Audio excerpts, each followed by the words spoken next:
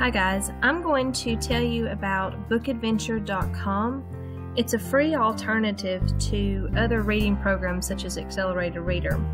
And this website is run by Sylvan Learning. In this video, we're going to go over an overview of the site, learn how to create classes and add students within the classes, learn how to create prizes, and then I'm going to give you a rundown of how we use this program in our school. So the first thing you're going to do when you arrive at the Book Adventure website is to log in or register. You're going to log in as a teacher, pick you out a username and a password, and then fill out all the information for your profile. Once you've done that, then you can log in. When you log in, you're going to go to the teacher's home, and that puts us in the teacher's lounge.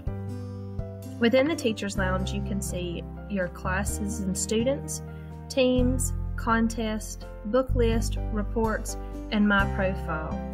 The things that I use the most often are the Approve a Prize down here at the bottom, and the reports, and then sometimes the classes and students if I need to rearrange any of those.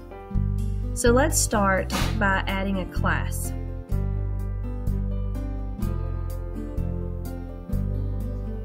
We're going to create a new class. And here they give us two options, an empty class or a whole class. And down here it tells you that if you choose an empty class, each student will have to register individually. And if you choose a whole class, student names and passwords will be automatically generated. I always choose empty class because I want to control the way that my usernames and passwords work. That way they're all the same kind. So let's choose empty class. We're going to choose a class name, a test, and we're going to have testing as the class description.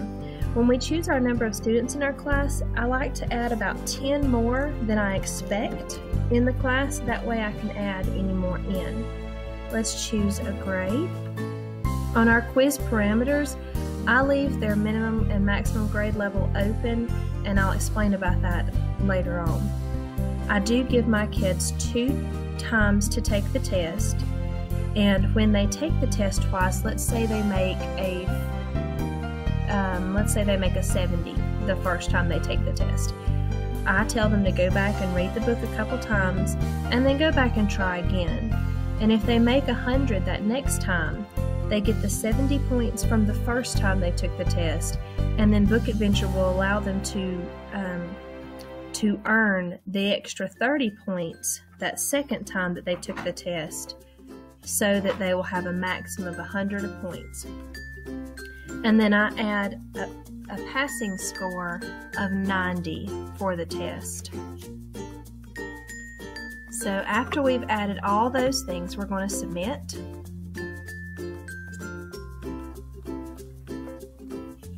And that class name already exists, obviously. So let's make that class name Test Idler. And now let's try it. There we go. So now we have our test name, and the teacher last name is Thomas because they're my students within my class. Even though they aren't my classroom students, all of the classes for the library fall under me because I'm the administrator for all of them. Now that we have a class in place, let's add some students. Before we can add students, we have to create some students. And here's where it gets a little hairy. This is a little convoluted, but the fact that the program is free kind of balances it out. So the way that we create students is we're going to go to Login and Register, and we're going to register as the student. We're going to say that we want to use Book Adventure for School. And here is our information page. Now, I start with the username and the password before I start up here, because if I do the username and the password, and I've already done this up here, and then my username is taken, it erases all this, and so I have to put this all in again. So until I find a username that isn't taken, I'll leave this blank and then go back and do it later. So the usernames that we normally choose let's say if I was doing for myself and my name is Abby Thomas, I would choose the first letter of my first name and then the first 4 letters of my last name. And that's what I do for all of my students.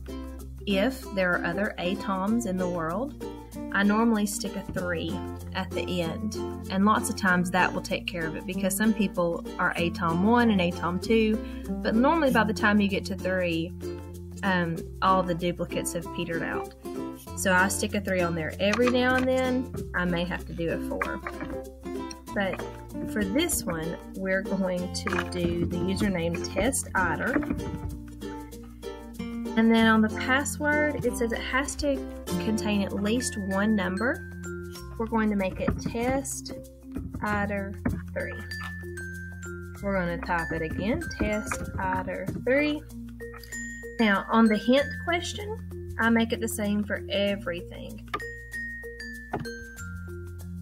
So I have it be, who is your favorite athlete? And then I type in our mascot, Hornets. Now here's where we're putting them in the class. So what is your teacher's last name? It's mine. And then enter the class name that you want to join. So the class name was testider. And I don't do the birthday because it's optional. I don't do the country, it's optional. And the parent and guardian email address is optional. And the teams are optional. So we go back up here and do our first name and the first letter of your last name. And then what grade are we in? We wanted to be in 2nd grade because that's what we chose for that class. And we'll go down here and we'll register. Aha, we have success. So now we have a kid named testider, and this is what their home screen would look like. Notice that they don't have any points yet because they haven't taken any tests. And they are in the testider class. Okay, now let's talk about prizes. So the kids read the books, take quizzes on the books, and earn points, and then they can use those points to go towards prizes. So let's look at the prize library. Now Sylvan, through the Book Adventure website, provides some prizes. There's temporary tattoos, some ebooks, candy bars, and even a highlight subscription for 3 months. And you can see the cost of those, how many points those different prizes cost. But down here is what most of my children use. We have the personal incentive plan here.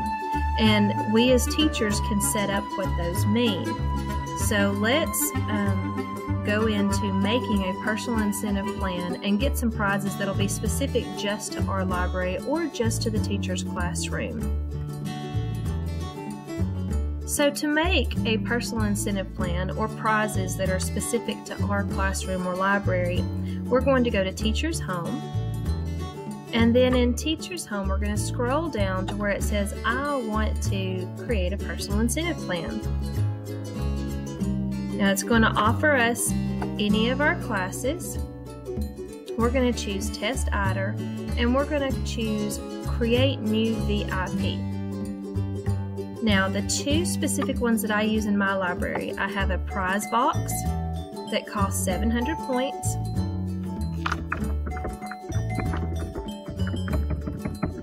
And I'm going to apply that to the whole class, to this class. And I'm going to say, create my PIP.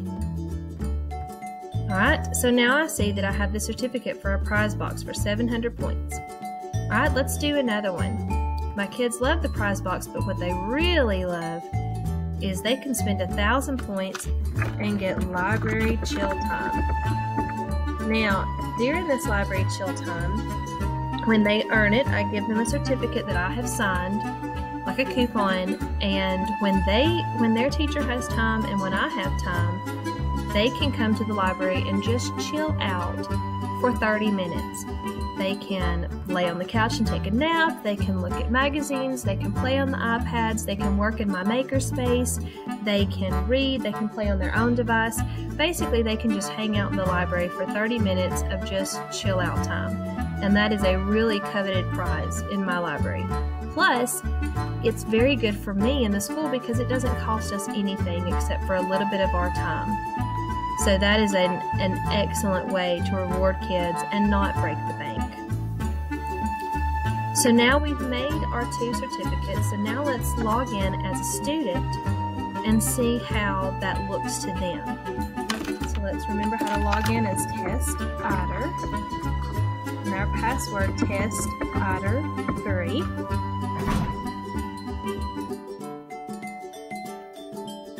So when they see their home screen, they can go to their prize library and they see all of the prizes that are offered by Sylvan.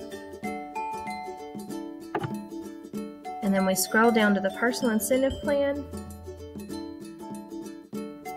And here are the 2 personal incentive plans that we made. There's our prize box for 700 points and our library chill time for 1,000 points.